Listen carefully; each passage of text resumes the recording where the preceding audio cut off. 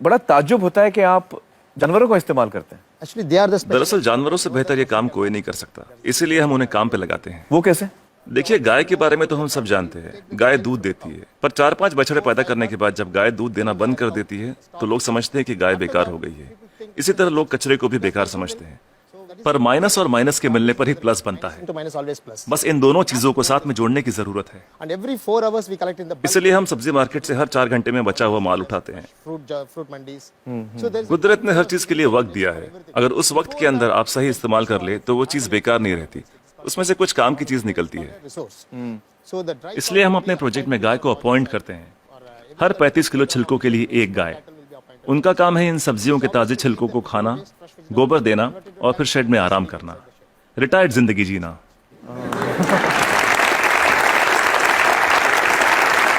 within 8 hours time. सिर्फ 8 घंटे में सारा कचरा घट के गोबर के रूप में 1/4 हो जाता है, The entire waste. और इस गोबर में काफी मात्रा में ईंधन वाली मीथेन गैस Once होती the है। dung comes out. हम तुरंत गोबर को बायोडाइजेस्टर में डाल देते हैं, इसमें से मीथेन गैस निकल जाती है और हमें बिना मीथेन के गोबर का एक घोल मिलता है। Methane free cow dung slurry will come out. Immediately इसको हम तुरंत केचुओं के हवाले कर देते हैं।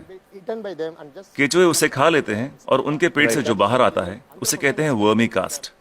that's called vermicast. ये दुनिया की सबसे बेहतरीन खाद होती है। दुनिया की सबसे बेहतरीन खाद। इसे ब्लैक गोल्ड या काला सोना भी कहा जाता है। It can be directly. खेती के लिए बहुत अच्छा है। अगर बैक्टीरिया वाले तरीके से खाद बनाएं तो इसमें 45 दिन लग जाते हैं। और यहाँ देखिए, सोमवार की सुबह 6 बजे माँ सब्जियां काटती है, 9 बजे गाड़ी आकर उसका बचा हुआ हिस्सा ले जाती है, 10:30 बजे हम वो गाय को दे देते हैं, शाम 6 बजे तक गोबर निकल आता We are है। getting the cow dung ready.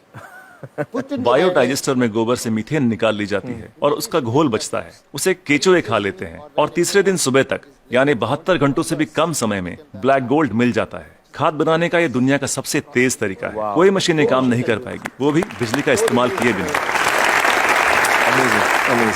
देखिए, आपके पास जो मोबाइल फोन है, चार्ज न करो तो बेकार है, टेक्नोलॉजी फेल हो जाती है, लेकिन गाय जो भी खाती है उससे एनर्जी बनाकर हमें देती है और गाय को रोज चार्ज भी नहीं करना charging पड़ता। the cow every day. और दूसरे जानवरों का इस्तेमाल कैसे होता है? मसलन मुर्गियां क्या करती हैं?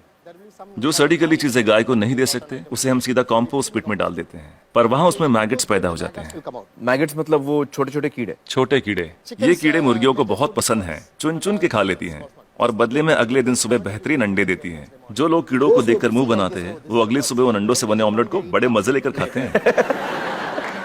No technology can do this.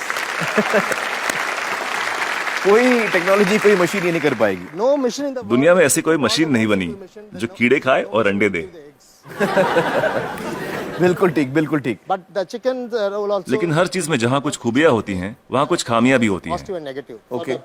मुर्गियों के साथ एक परेशानी है, आप चाहे पूरा दिन उनसे काम ना लें, आराम करने दें, In the daytime, फिर भी वो रात को काम नहीं करेंगी। night time it never work. तो रात को कौन काम करता है? For that रात we को are- हमें मेंढक को काम पर लगाना पड़ता है और वो सिर्फ नाइट ड्यूटी ही करते हैं। कुदरत का करिश्मा है, एक दूसरे की कमी को पूरा कर देते हैं, ना तनख्वाह मांगते हैं, ना बोनस, ना यूनियन बनाते हैं, ना हड़ताल करते हैं, बस अपने अपने काम में लगे रहते हैं। सही है, सही है। तो मुझे बताइए कि ये बतखें क्या करती हैं? Duck's favorite food. बतख का पसंदीदा खाना है मछलियाँ। अब मछली बाजार का कचरा म्युनिसिपैलिटी के लिए सरदर्द होता है, पर वही मछलियाँ बतख के लिए दावत हैं। तो अगर आप हर 3 घंटे में मछली बाजार का कचरा उठा के बतखों को दे दे तो ये तुरंत हजम कर लेंगी। 15-20 मिनट में सब कुछ सफाचट, और कचरा अगले दिन बतखों के खूबसूरत अंडों में तब्दील हो जाएगा। The whole thing will be contained with beautiful eggs. Normally the ducks will lay आमतौर पर बतखें हर महीने 8 से 10 अंडे देती हैं, लेकिन जब हम उन्हें मछलियों और दूसरे नॉनवेज की खुराक देते हैं तो 24-24 अंडे देना शुरू कर देती हैं। ओह, and if I have 20 ducks then multiplied by yeah, we have a हम हर 11 मादा पे एक नर बतख रखते हैं। duck on one male duck. why 11 female and 1 male? हमें तो अंडों से मतलब है, एक ही नर बतख काफी है। तो ये जानवर आपके लिए बहुत अहमियत रखते हैं। They are the people doing जी बिल्कुल, इनकी वजह से ही तो इतने बढ़िया नतीजे मिल रहे हैं। तो इस वक्त आप किसी प्रोजेक्ट पे काम कर रहे हैं? Yeah, right now I'm working with Coimbatore. फिलहाल कोयम्बतूर में काम चल रहा है, डिस्ट्रिक्ट रूरल डेवलपमेंट एजेंसी के साथ। हम 10 ग्राम पंचायतों का काम संभाल रहे हैं जो एक म्युनिसिपैलिटी के बराबर है। It's equal to one municipality. एक गांव में तो मैं समझ सकता हूं कि ये हो सकता है क्योंकि वहां पर छोटे पैमाने पे करना है, लेकिन अगर बड़े पैमाने पे करना है, जैसे किसी शहर में करना है, आपका जो तरीका ये मुमकिन है? बड़ी म्यूनिसिपैलिटियों की दिक्कत यह है कि शहरों में जगह कम होती है, पर हमें कचरे को 100 किलोमीटर दूर ले जाने की जरूरत नहीं। ये काम हर वार्ड में होना चाहिए। इसलिए डिसेंट्रलाइज मेथड अपनाना बहुत जरूरी है। छोटे छोटे स्तर पर करना चाहिए। Decentralise method. लोग हजारों टन कचरे से एक साथ निपटना चाहते हैं, पर ये सोच ही गलत है। अगर मैं आपको एक बड़ा कटहल दूं, तो आप उसे एक साथ एक बार में खा सकते हैं, लेकिन अगर उसके छोटे छोटे टुकड़े कर दें, तब खाना आसान हो जाएगा। इसलिए हर 2 किलोमीटर की रेडियस पे SLRM सेंटर होने चाहिए। SLRM सेंटर क्या होता है? Solid and liquid resource management centre. तो हर 2 किलोमीटर पे ये सेंटर होना चाहिए। जी, डिसेंट्रलाइजेशन एक कामयाब तरीका है। साथ ही कचरे को अलग अलग इकट्ठा करना भी बेहद जरूरी है। मिसाल के तौर पर सलून में से सिर्फ 6 तरीके का कचरा निकलता है। वो क्या? महिलाओं के बाल, पुरुषों के बाल, ब्लेड, क्रीम लगे हुए पेपर या टिश्यू, आफ्टर शेव, कॉस्मेटिक्स वगैरह के डिब्बे और कुछ बचा हुआ खाना और फूल वगैरह। Some flowers, other things. So we don't. हम नहीं चाहते कि ये चीजें बाकी का कचरा ले जा रहे ट्रक में मिलाई जाए। So one way इसके लिए अलग गाड़ी होनी चाहिए। saloon. जैसे मुंबई में करीब 2000 सलून्स होंगे। 2000 saloons. एक गाड़ी सब जगह घूम के ले लेगी। हर इलाके के लिए एक छोटी गाड़ी। हाँ, अलग अलग एरिया के लिए अलग अलग गाड़ियां होंगी। हाँ। जी, सिर्फ सलून के लिए। दिन खत्म होने से पहले सब बिक जाएगा। आज की तारीख में दुनिया का सबसे कीमती कचरा है महिलाओं के बाल। 2500 रुपए प्रति किलो। वाह वाह।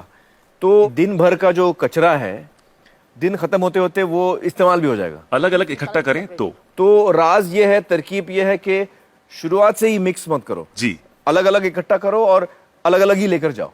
तो आपके पास इसका पूरा प्लान है, मास्टर प्लान है? बिल्कुल है। वाह वाह। Yes, yes. तो मुझे बताइए कि ये जो आपका मॉडल है, इसमें खर्चा कितना आता है? See, this is totally self-sustainable. देखिए, ये मॉडल अपना खर्च खुद निकाल लेता है। Experience, I'm telling you. मैं अपने तजुर्बे से कह सकता हूँ कि आपके घर के हर रोज के कचरे से 3 रुपए वसूले जा सकते हैं। Garbage. मतलब आप अगर मेरा कचरा लेंगे तो आप मुझे 3 रुपए देंगे? उसे 3 रुपयों में बदल सकता हूँ 3 रुपए में तब्दील कर देंगे, बदल देंगे। और कचरा उठाने का कोई भी चार्ज लिए बिना। तो मुझे बताइए कि अगर मुंबई जैसे शहर की जिम्मेदारी आपको दी जाए कि इसको आप साफ कर दीजिए, तो आपको कितना समय लगेगा, कितना वक्त लगेगा आपको? कम से कम 18 महीने। मतलब 1.5 साल। तो मतलब 1.5 साल में आप मुंबई की काया पलट कर सकते हैं। Yes. Ji, it's possible. बिल्कुल कर सकते हैं। बहुत बहुत शुक्रिया श्रीनिवासन जी, बहुत ही कमाल के सुझाव आपने दिए हैं। बहुत बहुत शुक्रिया, थैंक यू।